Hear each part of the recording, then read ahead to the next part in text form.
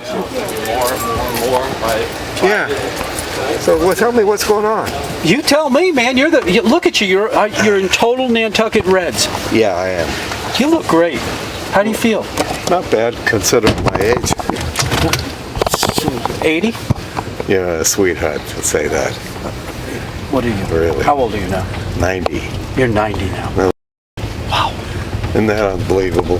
Foster, what a career you've had, huh? Oh, Did you ever think you'd make it to this age? No, I never thought I'd get beyond 30. Seriously?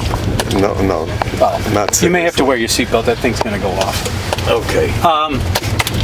Does longevity exist in your family? No, not at all. That's what's so amazing. My father died at 62. My mother at 74. Are you married to Aunt Leah? Or how's that whole situation work? No. You're not married? No. But she's been your girlfriend for years? Yes. She's a lovely lady, by the way. My wife's working in the shop. What do you mean? My wife is working in the shop. You have a wife too? Yeah. But yet you have a girlfriend? Yeah. Your kid, is that your wife that was working in there? Yeah. Oh my gosh. How's that work out for them? Perfectly. They really? Oh, sure. Do you have kids with that wife? I mean, sure. with your wife? Yeah. So your wife and Aunt Leah work side by side together. Correct. But Aunt Leah is your girlfriend. Right. And did your wife remarry? No. Is she still in love with you think? Yeah. Of course she is! Of course. My gosh, so what do you think of this town? Well, Is this crazy or what? Do you love it? Do you like all the people? That's perfectly fine with me. Hell yes, I love it. Because, Foster, I don't know you that well, but I think everybody knows you a little bit because you've been here so long. And Yeah, I have been here for a while. I mean, but you weren't born here. No, not at all. But you came here like in the 50s or something? I came here to practice law. In what year was that? I can't remember. Okay. It was so far But it was back like... It was back maybe... 50s or 60s? Probably 70s. Okay, 70s. Yeah. Where did you come from? New Bedford. Okay. Yeah, I had an office in New Bedford. Yeah, I was born in New Bedford. I had an office there. Well, do you miss practicing law? Yes. You do miss it? Yeah. What is it about the law that you liked so much? What kind of law did you... Working with people. Yeah. Yeah. Really, that was it. I tried cases all over the country. And what kind of work did you do? Trial work, most of it. Is trial that right? work. Oh, Defense or prosecution? But it didn't matter. Mostly, well, prosecution, I was with the Attorney General's office for about 6 years. Is that right? Yeah, trying cases for the state. And really? So is there a case? Ed Brooke was, Is there a case that comes to mind that you like is your pinnacle that you always refer to? Oh, well, I've had a couple of murder cases, but one of the most important cases I tried was one down in Philadelphia for the owner of the Philadelphia Inquirer Mirror had a guy that was his hatchet man, and I represented him in a trial down there in Philadelphia that lasted about a month. What did the hatchet man do? He was charged with having his own company that extorted money from different people and so forth. Anyway, the Isle Inspector was the district attorney at the time. Yep. And that I tried that particular And that was case. successful? Oh yeah.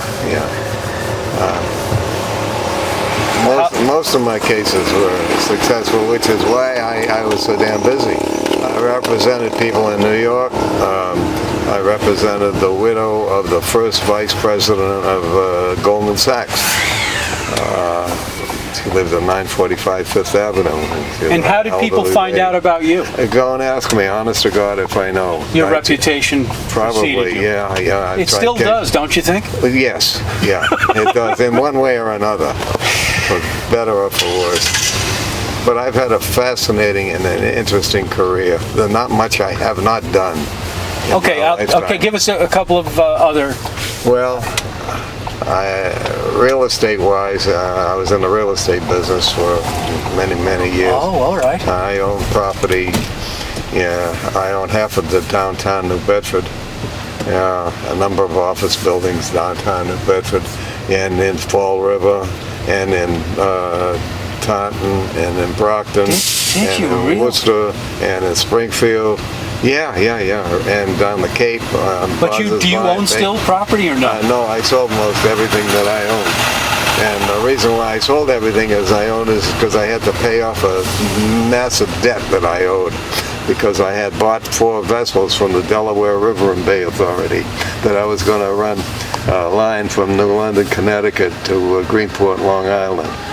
Oh, And, you were? yeah, and I got the permission from the ICC and everything else to do it, and including all of the offices and so forth in both towns. So I bought property in New London and leased property in Greenport. But the Greenport at the time had a governor. See, I paid $1,988,000 for the vessels. This is how long and ago? I never used them. Were Yeah. you still a lawyer at the time? Oh yeah, yeah. So you were doing wheeling and dealing all kinds of things. Oh then? yeah. My God, yes. God, I Gosh. can't remember the things that I fucking did. God. And I lost so Yeah. damn much money that I really lost about $6 million in various ventures because I got Lyme disease, and I Oh, my gosh. developed babesiosis and ehrlichiosis, both of them at the time, and they damn near killed me. But I sold everything to pay off everything that I owed, so I wouldn't screw anybody. Now, at that time, were you still in New Bedford, or were you actually here? I was both. You were both? You were yeah. starting to... What brought you here in the first place? I can't remember, some trial. Oh, okay. It was something to do with the law. Yeah. I think it might have been a murder case.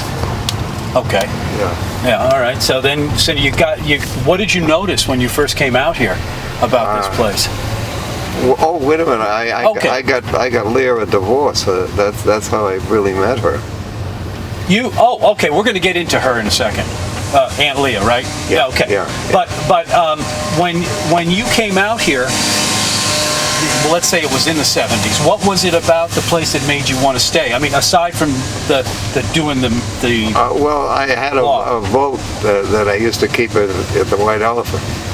okay. And, you did. Yeah, and that's how I started to meet people. They were coming on the boat to meet me.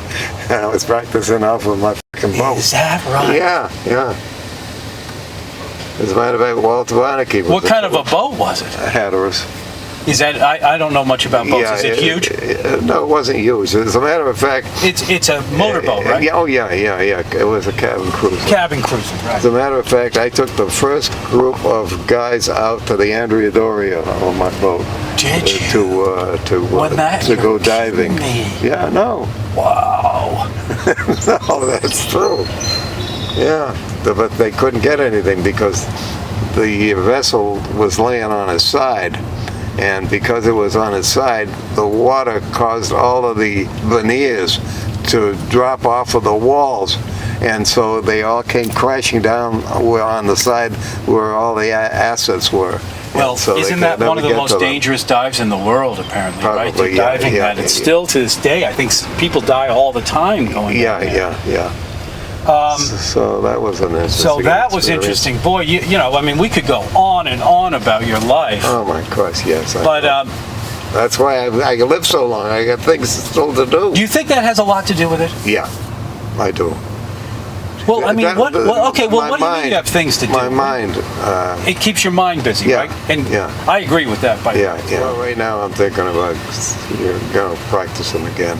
Are you really? Yeah, I got nothing else to do. I'm sick and tired of You don't want to do the... the fudge business. yeah. No, not really. No. Something new, right? Yeah, How long have you been doing the fudge business? 32 years. Would it be fair to call you a fudge packer, or? No, I wouldn't call me that. No, that was, I'm sorry. You know what? If I was sitting in your seat, you would have asked me the same question. I Foster. would have. I know you. I You have would've. got a wicked sense of humor. That may be true. Yeah. Now, right? Yeah, You that do is- enjoy the people that go by. Oh, I and you're do. always one line and I mean, right? do enjoy people. I do. And now let's talk about how you met Aunt Leah, though, because they could make a movie about that, couldn't they? Like a romantic Well, we could comedy. make a movie about so many things that I've done in my lifetime. Jesus. Huh? I owned an airline. Did you know that? No, I did not know that. Oh yeah, I owned an airline. It was called Express Air out of New Bedford. I had 402 aircraft. Are those Twin the same kinds the that they twin have? engine ones? The Yeah, twin yeah, engine ones. yeah. And what happened to that, and what happened? Well, it's quite an interesting story of what happened to that. It sounds But familiar. my first year in business, I grossed $1,100,000. First year. No kidding. This is no bullshit. And this is in the 70s? This was again? yeah. I was operating it from New Bedford to the Vineyard to Nantucket and Newport, Rhode Island. And what had happened was the former owner of the airline that I bought. I didn't buy the planes from him because I had to get those separately. But I bought the certificate, in other words, the right to operate. And I bought that from this guy. A year or so afterwards is when I got into business. What he did was he wrote himself a note, a promissory note, to himself as officer of that company for about $50,000, and he got a judge to attach my aircraft. Yeah, and you had no idea he was going to do something like Of course not. I mean, didn't know him a damn thing. It was a fraud. But as soon as that happened, the banks foreclosed. Took the planes back. They thought I was out of business, and I was. And that was the end of your airline? That was the end of my airline. Yeah.